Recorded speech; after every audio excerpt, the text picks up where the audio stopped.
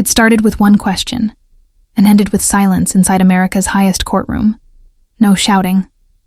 No chaos, just a single voice, calm, deliberate, and devastatingly precise. Jasmine Crockett didn't raise her tone. She raised the standard. Before the eyes of the nation, she asked Clarence Thomas a question so sharp it sliced straight through decades of power and privilege. The cameras caught everything. The pause, the stare, the weight of the moment. And when the silence hit, it wasn't just in that courtroom, it echoed across the country. Because sometimes, it only takes one question to expose everything others spend a lifetime trying to hide. Clarence Thomas, a name that has echoed through the Supreme Court for decades. Commanding, untouchable, wrapped in authority and controversy alike. A man who built his reputation on silence, strategy, and unshakable power. He sat high above the nation's laws, armored by robes and rulings, a symbol of the old guard, untouchable and unquestioned. But then came Jasmine Crockett, the Congresswoman from Texas who didn't just walk into politics. She stormed into it. A trained lawyer, sharp-tongued and sharper-minded, with a resume built on resilience and a reputation for not backing down. She didn't grow up with power handed to her. She earned every inch of it. He had decades of influence. She had one question, and the courage to ask it. Crockett represented a new generation, bold, unapologetic, unafraid of challenging hierarchy. She wasn't there to play politics. She was there to demand answers. And in that moment, the courtroom became more than a chamber of law. It became a battlefield between legacy and intellect. Between silence and truth. Because sometimes, the most dangerous person in the room isn't the one with the gavel. It's the one with the guts to use her voice. The courtroom was quiet, that heavy, suffocating kind of quiet where every shuffle, every breath, every tap of a pen feels too loud. Clarence Thomas leaned back in his chair, composed, confident, a man used to being above the storm. Jasmine Crockett, on the other hand, sat poised, calm. But her eyes told another story.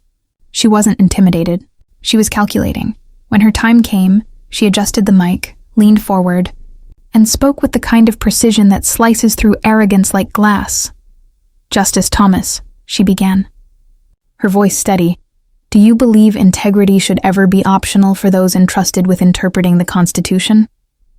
The room shifted. Heads turned. That wasn't a question.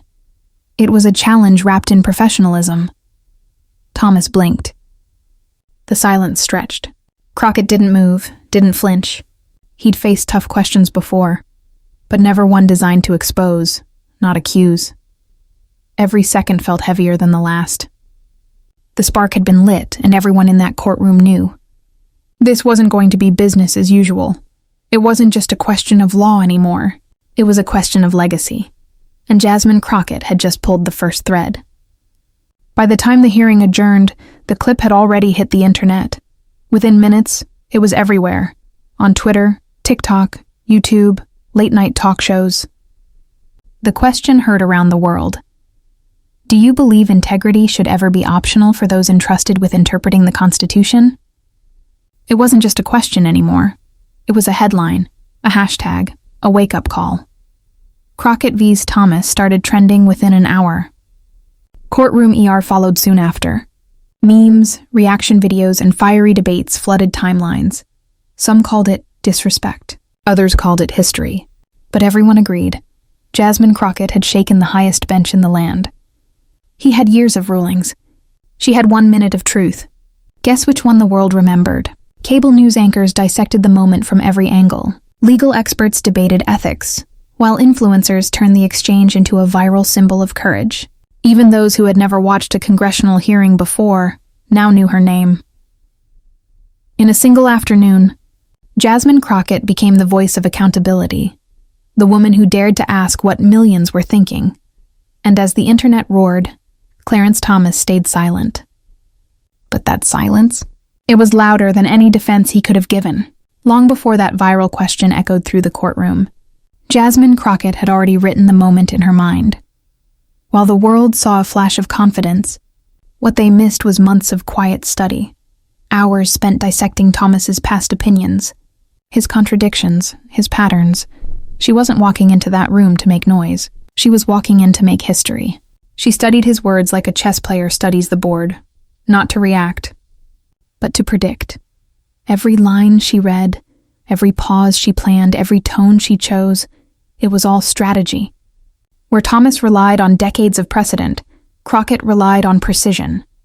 Colleagues had warned her, "You're going up against one of the most untouchable figures in the judiciary." She only smiled.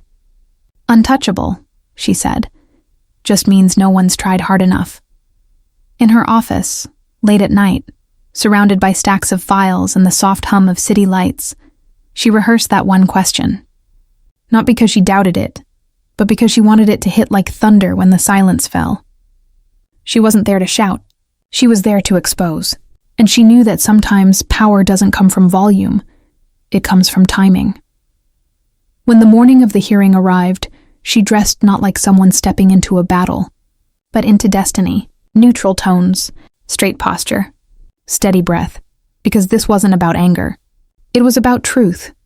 And when truth is weaponized with intelligence, no amount of authority can hide behind a robe. By the time she took her seat that morning, Jasmine Crockett wasn't just prepared. She was inevitable. The courtroom was silent, that thick kind of silence that hums beneath the surface, waiting for something to explode. Clarence Thomas sat back in his chair, unmoved, unreadable, the symbol of decades of authority. But across from him sat Jasmine Crockett, calm, composed, eyes locked like a sniper fixing her aim. She didn't need to raise her voice. Her presence alone was a statement that intelligence had just taken the witness stand. When the questioning began, she didn't start with fire. She started with control. Each question was clean, surgical, designed to disarm, not to destroy. Thomas tried to hide behind the usual shield of formality, the long pauses, the half smiles, the vague responses. But Crockett was 2 steps ahead. She leaned forward slightly, pen in hand. "Justice Thomas," she said softly, "let's talk about integrity, not titles." The room shifted. Reporters raised their heads. Cameras zoomed in.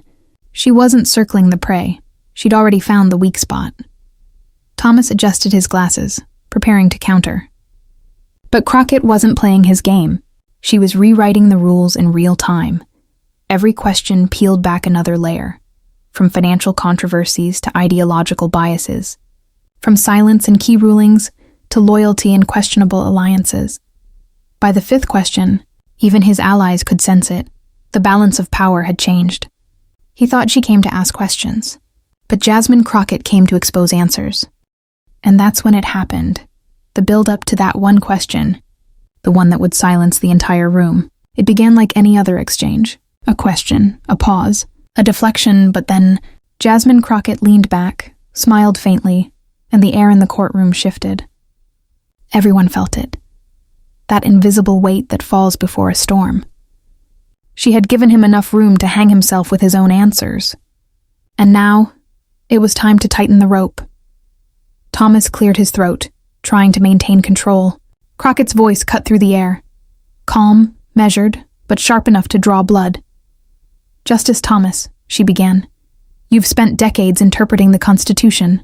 But tell me, how do you interpret integrity when it serves your own comfort?" The room froze. A ripple went through the crowd. Reporters stopped typing. Judges looked up. Even the clerk's pen hovered midair. Thomas blinked. He wasn't used to being questioned. Not like this. He tried to laugh it off. "Congresswoman, I don't think this is the forum for—" she interrupted, tone unchanged. "No, Justice. This is exactly the forum. Because integrity isn't about where we sit. It's about how we serve." And with that, the courtroom's balance tilted. Crockett didn't raise her voice. She didn't need to. Every word was deliberate, like a blade that had been sharpened for years. She continued. "When decisions start reflecting personal interests instead of constitutional principles, when silence becomes complicity, does the robe still represent justice or just protection?" You could hear the air conditioner hum. You could hear hearts beating. She didn't shout. She didn't threaten. She questioned. And that's what made it dangerous. Thomas leaned forward, visibly tense.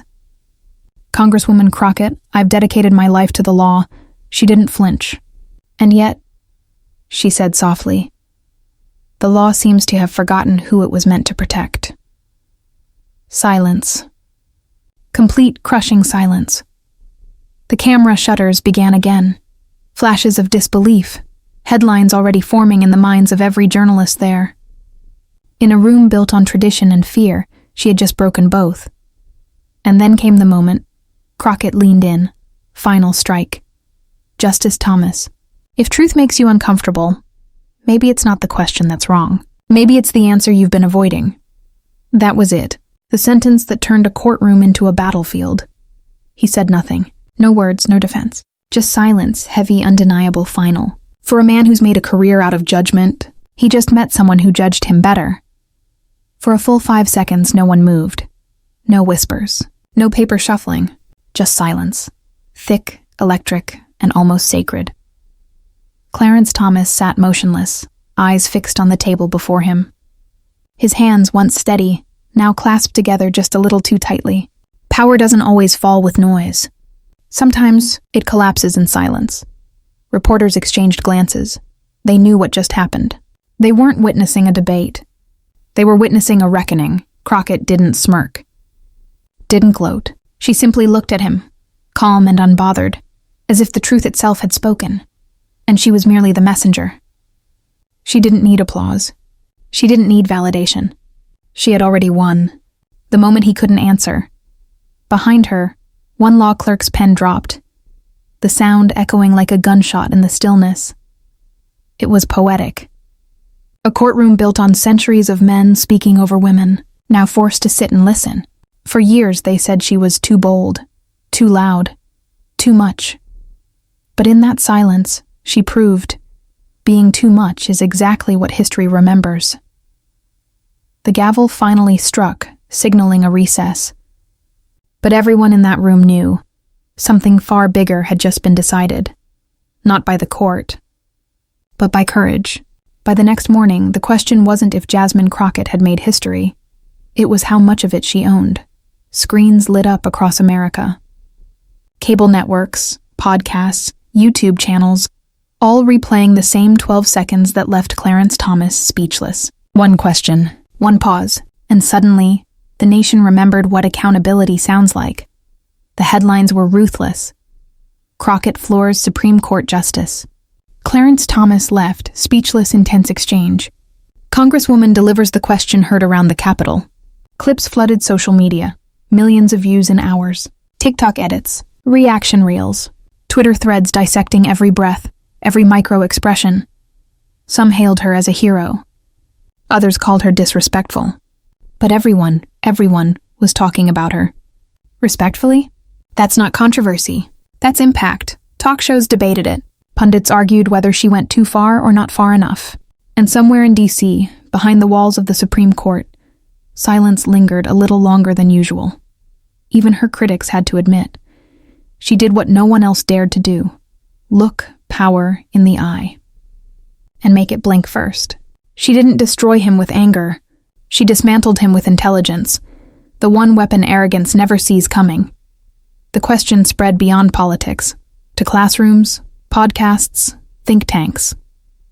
It became a symbol, not just of defiance but of clarity, because Jasmine Crockett didn't just ask a question. She asked the question, the one that reminded the world, that justice doesn't serve the powerful. It answers to the truth. By sunrise, it was everywhere. CNN opened with a headline that felt almost reverent. Crockett's question stuns the Supreme Court. Fox News called it a display of liberal grandstanding. MSNBC, a masterclass in composure under pressure. And just like that, the lines were drawn. The media didn't know whether to praise her or fear her, so they did both. Panel after panel replayed the footage. Commentators froze the video, frame by frame, analyzing her tone, her phrasing, even the tilt of her head. Did she disrespect the court? One anchor asked. Or did she finally remind it what accountability looks like? Another replied, the debate was electric. Politicians chimed in. Influencers made TikToks. Professors wrote op-eds. Everyone had an opinion, but none could erase the moment. They called her arrogant, emotional, unprofessional, funny. They never use those words when a man does it. Clips of men in power shouting, interrupting, dominating were shown side by side with Crockett's calm delivery. The difference was undeniable and uncomfortable. In one interview, a veteran journalist said, "I've covered Washington for 30 years, and I've never seen silence weaponized like that." She didn't argue. She didn't beg. She just asked. And sometimes, asking the right question is more revolutionary than any speech. Cable networks turned it into a week-long saga. Every outlet wanted a piece of the story. And every time her face appeared on screen, more people saw a reflection of courage wrapped in calm. Whether they loved her or loathed her, America couldn't stop watching. And that's when the media realized they weren't just covering a moment. They were witnessing a shift where intellect finally stood eye to eye with power and didn't blink. Days turned into weeks, but the echo of that question refused to fade. For most politicians, viral moments vanish in a news cycle. But Jasmine Crockett, hers became a movement. She didn't just trend, she transcended. Clips of her calm delivery were used in podcasts about women in power, political documentaries, and even law school lectures. Students began quoting her question in debate tournaments. Professors broke down her courtroom poise like a masterclass in restraint and rhetoric. What she'd done wasn't accidental. It was architectural. Built on confidence, framed by intelligence, executed with the precision of someone who knows her worth, and isn't afraid to make the room know it too. While others were busy defending their titles, she was out there redefining what leadership looks like. Her social media following exploded overnight. Invitations poured in, interviews, panels, late-night shows. But through it all, Jasmine stayed the same, unbothered, razor-sharp, deliberate. When asked in an interview if she'd planned the moment, she smiled. "No, I didn't plan to go viral. I planned to be heard. And that's what separates politicians from leaders. Politicians perform. Leaders provoke." She became a voice for those who'd been told to stay quiet, for every woman dismissed as too emotional, for every professional underestimated until the day they spoke truth to power. News outlets began, calling her the quiet storm of Congress. Supporters started using her name as a verb. She Crocketted him, meaning to dismantle arrogance with intellect. She didn't just rise, she redefined the climb. By the end of the month, Jasmine Crockett wasn't just a headline. She was a message, a reminder that silence isn't weakness. It's just confidence waiting for its turn to speak. While Jasmine Crockett's star was rising, Clarence Thomas's silence began to echo louder than any statement he'd ever made. He didn't address the exchange. No press releases, no interviews, just the same stoic expression. Only now, it looked less like confidence and more like consequence. They say silence is golden. But in this case, it was a confession. Major outlets requested comments from his office. All declined. Public appearances were limited. Even his allies avoided mentioning her name, because deep down they all knew that one question had left a mark. Not on his record, on his reputation. For years he built a career behind closed doors, where no one could question him. But Jasmine Crockett opened one, and the light didn't flatter. Pundits began to wonder aloud. Is this the beginning of the end for untouchable power? The question haunted not just him, but every figure who ever thought their position placed them above accountability. In think pieces and op-eds, Thomas was no longer framed as the silent intellect. He was framed as the man who had no answer. He used to command silence. Now he was swallowed by it, and while the headlines moved on, the internet didn't. Clips of that courtroom moment became memes, soundtracks, inspiration reels.